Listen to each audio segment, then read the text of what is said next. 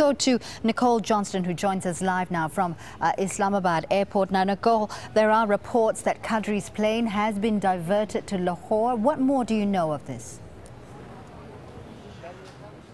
That's right. In the last few minutes, we have had confirmation from Emirates that his flight, which was coming from Dubai, has been diverted to Lahore, where his house is, and so he won't be landing in Islamabad. Now, this wasn't entirely unexpected. Some of the options that the government had and was potentially considering was diverting the plane or allowing it to land here and then transporting him via helicopter.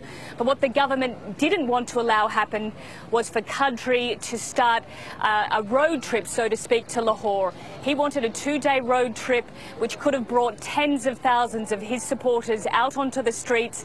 The government here doesn't want that because there is a very high state of security underway in Pakistan, and that's because of its military campaign against the Taliban in North Waziristan.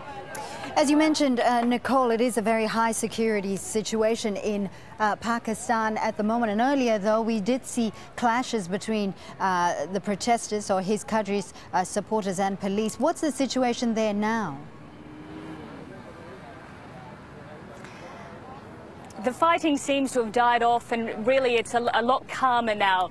Hundreds, potentially thousands of his supporters, as you said, did manage to break through the barricades that surrounded the airport and get right up to the entrance to the airport. But for the last hour or so, there hasn't been fighting.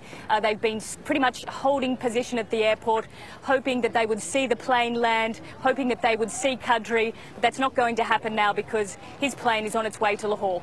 All right, Nicole, thank you for getting us up to date. Nicole Johnston there speaking to us from Islamabad Airport.